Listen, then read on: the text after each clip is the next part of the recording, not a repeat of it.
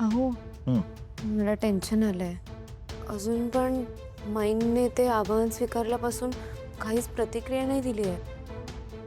पुढे काय होणार आहे काहीच कळत नाहीये.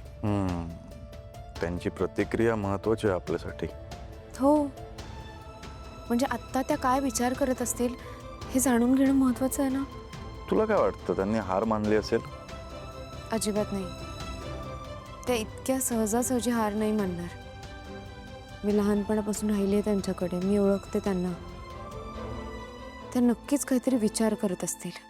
जे काय घडलंय त्यामुळे आपल्याला त्रास होऊ शकतो का? आता काहीच सांगू शकत नाही. मग कशाला आपण टेन्शन घेतो? जाऊ दे.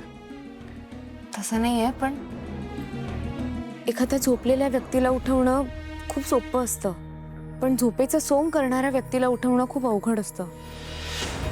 अगदी तसंच माईंना समजवणं खूप अवघड आहे. ते इतक्या लवकर नाही समजणार. खूप हट्टी आहेत त्या. मला असं वाटतं की त्यांचा ओव्हर आत्मविश्वास धुळीत मिसळला असेल. त्यांना कळलं असेल की त्यांनी चूक केली. त्यांचा अहंकार दुखावला गेलाय. त्यांना त्यांच्या अपमानाचा बदला घ्यायचा आहे, त्यामुळे त्या हे आवाहन नक्की स्वीकारणार. त्यांनी आजवर कधीच हार नाही पत्करली. परिस्थिती कशीही असू दे, त्यांना नेहमी त्यांचं खरं झालेलं बघायचं असतं. हे बघ सावली, काळजी नको करू. मी आहे तुझ्यासोबत. आम्ही सगळेच तुझ्यासोबत आहोत. पांडुरंग तुझ्या पाठीशी आहे. आणि मला असं वाटतंय की त्यांना हरवून त्यांनाच गुरुदक्षिणा दे.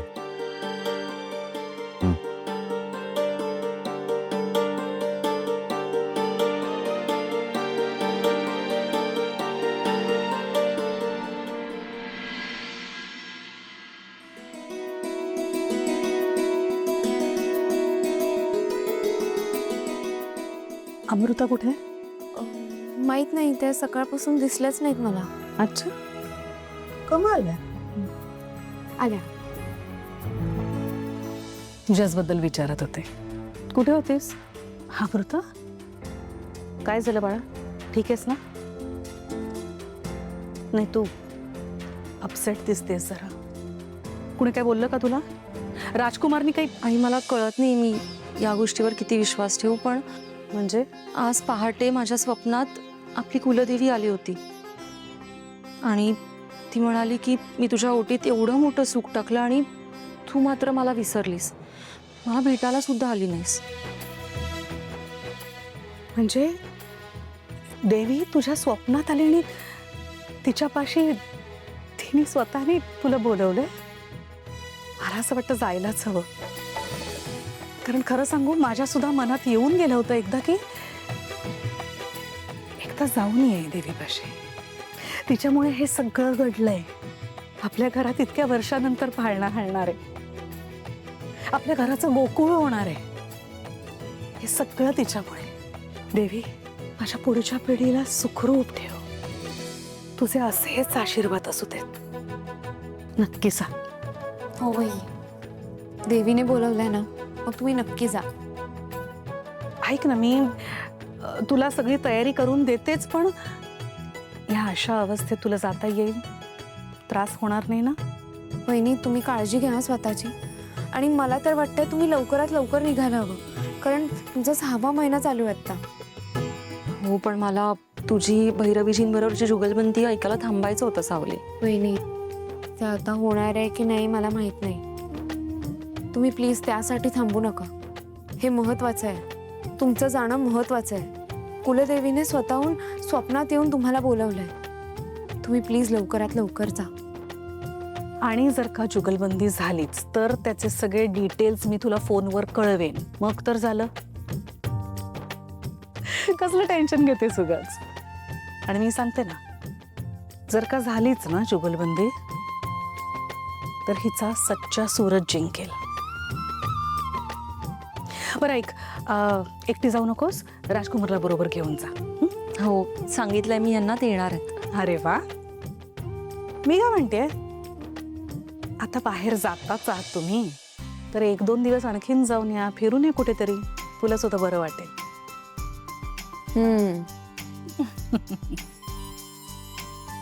देवा, माझ्या घराला, माझ्या सगळ्या कुटुंबाला असंच आनंदात ठेव, सुखी ठेव. तुझी कृपा असू दे आमच्या सगळ्यांवर.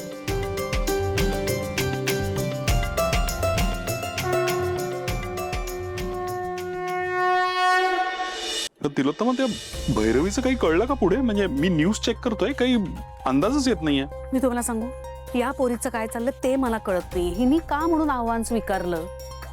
ती भैरवी कशी आहे ते आपल्याला सगळ्यांना माहिती आहे. मी खरं सांगू, कधी कधी ना हिचाच आगाऊपणा नडतो. तिलोत्तमा, तिने पूर्ण विचार करून काहीतरी केलं असणार ना सावलीने.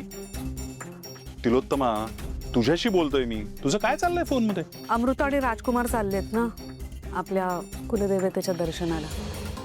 सो माझी अशी इच्छा आहे की त्यांच्या दर्शनाचं, प्रवासाचं सगळं काही मी करावं. नाही, चांगलंच आहे. पण म्हणजे राजकुमारला स्वीकारलेस तू? काय बोलताय तुम्ही? तुमचा काहीतरी गैरसमज होतोय. मी काही स्वीकारलं वगैरे नाही त्याला.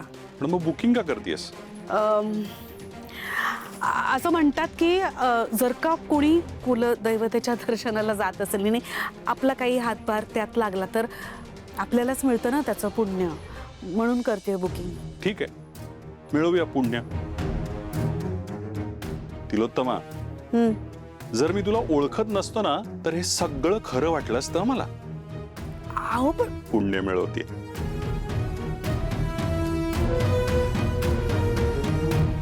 सावली वहिनी, काय झालं? सावली वहिनी, मगाशी ताराचा फोन आला होता. ती फोनवर खूप रडत होती. सावली वहिनी, तिला नाही राहावं ते आता तिकडे. तिला लवकरात लवकर आपल्या घरी परत यायचंय. सावली वहिनी, तुला खोटं वाटेल, रोज 10-10 वेळा फोन करते ती मला.